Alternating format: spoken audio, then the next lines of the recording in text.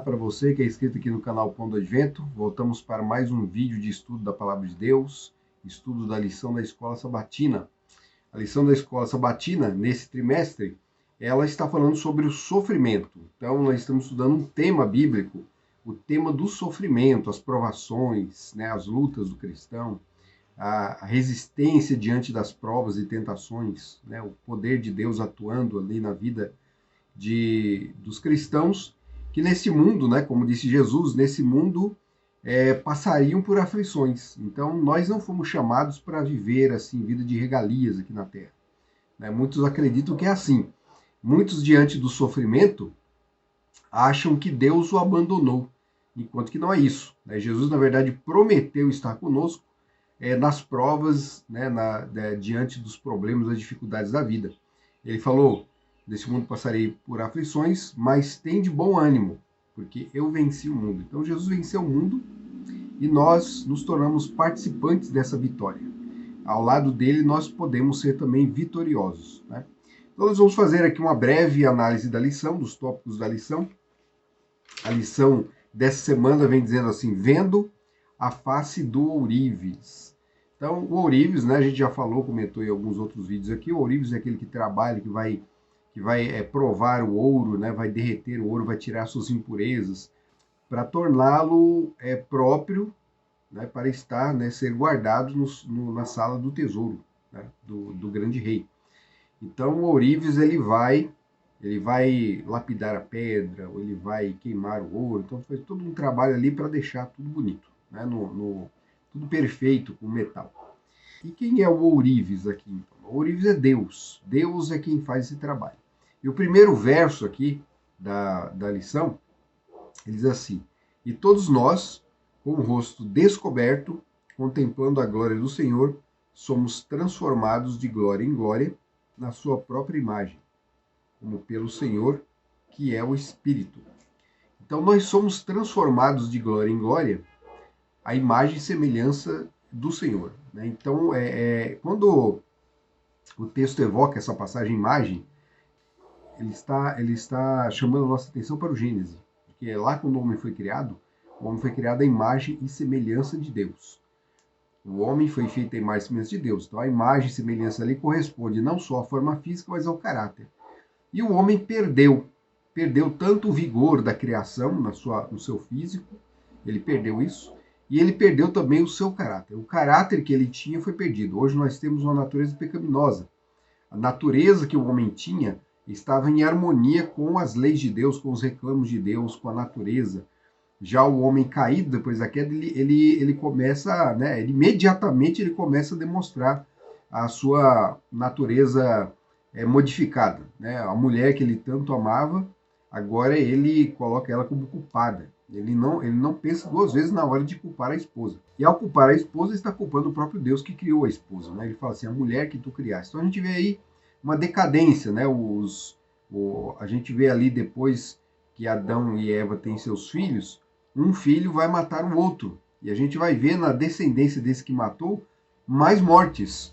Então a natureza do homem, a natureza pecaminosa, vai gerando uma série de males, a ponto de que a terra, num determinado momento, não possa mais ser habitada. E Deus é obrigado a destruir a humanidade toda, e dessa humanidade salva-se apenas uma família. E isso não quer dizer também que essa família, né, tirando o próprio patriarca que é Noé, que essa família também fosse muito certinha, também era corrompida. Tanto é que depois do dilúvio, Deus ele fala assim: olha, o homem vai de mal a pior. Né? O homem continua a mesma coisa, não mudou nada. Ele ainda continua com a sua natureza, ele ainda continua pecador. E a forma de vencer isso aí, a forma de mudar isso, é contemplando a face do ourives. Né? Por isso que o texto da lição vem falando contemplando a face do ourives, né? Vendo a face do ourives. Porque contemplando a face do ourives, somos transformados de glória em glória. Agora, como é que nós vemos a face do ourives? Como é que nós observamos, contemplamos? Então a lição ela vai trazer ela vai trazer um enfoque do sofrimento das provas como parte dessa contemplação. Porque quando estamos diante de provas, nós buscamos a Deus. Né? Isso é uma coisa triste isso, porque a gente poderia buscar a face de Deus fora das provas, e talvez, de repente, não passaremos por tantos problemas, tantas dificuldades, né? Mas o ser humano ele é tão difícil que Deus é obrigado, né, a enviar provas. Não quer dizer também que aquele que já contempla a face de Deus, já o busca sem as provas, não vai passar por provas também. Há um grande conflito por trás da história, e que onde pessoas de bem, pessoas que estão ali em constante comunhão com Deus, passarão por dificuldades também. Passarão. É o caso de Jó. A lição, ela já começa falando de Jó. Ela vem lembrando o servo Jó, o servo de Deus. E a gente sabe muito bem da história dele, né? Jó, ele era fiel em tudo, mas foi provado. E quando ele não sabia nem por quê, né? Mas o texto, né? O autor de Jó, que foi Moisés, ele nos conta que houve, antes das aflições de Jó, um debate entre Deus e Satanás. Então Satanás coloca em dúvida o caráter irrepreensível de Jó. Fala assim, se Jó não vivesse em outras condições, certamente ele desprezaria ao Senhor. Então Deus permite, então vai lá, toque Jó. E aí os sofrimentos vêm para Jó, e Jó continua com a sua fé inabalável. Ele declara, o Senhor deu, o Senhor tirou, bendito seja o nome do Senhor. Então, a história de Jó já é uma grande prova de que para o fiel também vem as provas. E Jó precisava ter o caráter refinado, ele já não tinha um bom caráter. Olha, a gente nunca tem um bom caráter. O caráter, ele sempre vai, enquanto nós estivermos aqui na Terra, vivos, nós vamos passar pelo processo de refinamento.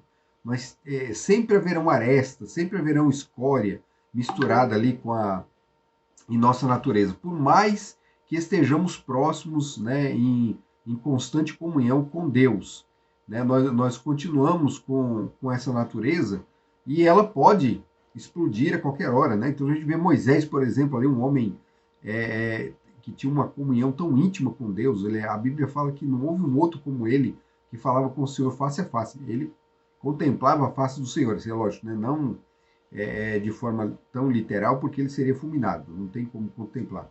Mas ele viu a glória do Senhor passando, Deus passou de costas por ele, ele observou Deus passando pela rocha. Então, a comunhão de Moisés com Deus era tremenda. Mesmo assim, diante de uma prova ali com o povo, ele se exaltou, agiu de forma equivocada ali, batendo 2 vezes na rocha, uma rocha que ele nem precisava bater mais. Ela já havia sido ferida a primeira vez, ali na região de Meribá, e ele declarou assim, veja se eu, né, ele colocou eu na frente, se eu não posso dar água para vocês e tal. Então ele, em vez de exaltar o Senhor, exaltou a si mesmo, né? Ele concentrou a sua visão, ele parou de olhar para a face do Criador e olhou para si mesmo. Então, até mesmo Moisés tinha que passar por provas, e ele, em consequência disso, não pôde entrar na terra prometida. Então é isso, a vida da gente aqui, ela é bem complicada, bem complexa, viu? Então a gente não consegue explicar todos os momentos e situações. Já é difícil explicar a nossa própria vida, imagina a vida dos outros. Então não fique tentando descobrir por que fulano de tal sofre. Se fulano de tal sofre, ajuda o fulano de tal. Se ele está passando por dor, por sofrimento, uma doença, uma crise financeira, sei lá o que for, ajude ele. Não fique tentando, como os amigos de Jó, ficaram tentando encontrar o motivo da desgraça da vida de Jó. Não, procure ajudar. Essa é a melhor coisa que você pode fazer. E diante da sua prova, procure conversar com Deus, para que Deus possa abrir os seus olhos, para que você possa entender o que você está passando, está vivendo. É consequência do que você fez? É uma aprovação? Não é consequência? É uma aprovação ali? Tem uma finalidade? Qual a finalidade? Certamente finalidade tem, mas você não sabe. Talvez Deus não te responda de imediato, mas algum consolo virá dessa oração, tá certo? Então procure ter comunhão sempre com Deus. Diante da prova, continue, não se afaste dele. Não pense que Deus o abandonou porque você está passando pela prova. É muito pelo contrário. Deus está ali com você, sofrendo com você, porque Deus não quer que o ser humano sofra. Ele não quer, né? Falar nisso, depois vou gravar um vídeo, né? Se Deus quiser, né? Orem. Vou gravar um vídeo para falar um pouco do comentário que eu fiz no vídeo anterior, sobre a questão de Deus conduzir o homem à tentação. Então, talvez eu não tenha me expressado bem ali, alguns entenderam mal o que eu falei. Deus, ele não tenta ninguém. Deus não tenta ninguém. Então, o que eu disse no vídeo lá, não é que ele tenta, mas Deus conduz você à aprovação. Acontece que nas traduções vem trazendo tentação. O Espírito levou o Senhor para ser tentado pelo diabo. Então dá a impressão assim de que Deus é que está tentando, mas Deus não está tentando. Quem tenta é o diabo. O diabo é que vai tentar Jesus ali. A palavra tentação no Novo Testamento, ela pode ser traduzida tanto como tentação no sentido de sedução do pecado, como tentação no sentido de prova, né, de dificuldades. E Deus nos conduz às provas, sim. Deus nos conduz às provas. Entendeu? Não estou falando de tentação com a intenção de que o homem caia. Mas o homem é levado às provas para que o seu caráter seja refinado. Veja bem a história de Jó. Jó foi levado à prova. Né? Foi o diabo que estava ali colocando tudo, mas foi Deus que autorizou que o diabo fizesse o trabalho. Ou seja, tudo está sob o domínio e administração de Deus. É Deus quem permite. Então, nesse sentido, ele conduz. Né? Ele conduz nesse sentido. E a lição, então, traz a história de Jó aqui para a nossa própria lembrança. E ela vai comentar também, aqui no meio, a gente vai comentar todos os tópicos, né? Não dá. Mas ela fala sobre a questão da parábola das 10 virgens, né? Que é muito importante para nós, porque se nós não estivermos com nossas lâmpadas cheias de azeite, que é o Espírito Santo, então nós não estaremos preparados para quando o noivo voltar. Então o noivo vai voltar e ele precisa encontrar as virgens, que é um símbolo da sua igreja, do seu povo, as virgens preparadas. Então umas estavam com azeite, ou seja, com o Espírito Santo, e outras não. Elas não trabalharam para isso. Então onde se encaixa isso diante das provas? É justamente diante das provas que nós buscamos o azeite. Nós procuramos o azeite, que é o auxílio do Espírito Santo, o poder do Espírito Santo nessas situações, e esse azeite nos torna fortes, nos iluminam, nós nos tornamos luzeiros, né, como lâmpadas que iluminam o caminho para os outros. Se nós não estivermos iluminando o caminho, então, quando o noivo voltar, nos achará despreparados e nós não poderemos habitar nas mansões celestiais. Então, as provas servem para isso, né? Diante das provas e dificuldades que eu continuo crescendo espiritualmente. A lição vai falar sobre os sábios, o que é ser sábio. Aqui, os sábios nos últimos dias, eles entenderão, ou seja, os sábios vão compreender a situação pelas quais estão passando. Que sábios são esses? Não são sábios segundo o mundo, né? Não são sábios, não que o conhecimento do mundo seja ruim, né? Pelo contrário, o conhecimento do mundo soma. Toda a luz que existe no mundo vem de Deus. Então, se há luz no mundo, no conhecimento universal, aí, nas ciências, então você pode somar. Mas aqui é o sábio, aquele que tem experiência com Deus, né? Porque o sábio, na palavra de Deus, é aquele que teme ao Senhor, ou seja, aquele que tem compromisso, aquele que está junto do Senhor ali, experimentando e vivenciando e contemplando a face do Ourives. Então esses saberão no momento da prova por que estão passando por aquilo ali. Não vão esmorecer, não vão... quando fala vão saber, não quer saber exatamente, né? Eu já comentei aqui no começo, não vão saber exatamente o porquê das dificuldades, o porquê de tudo, mesmo não saber lá na eternidade.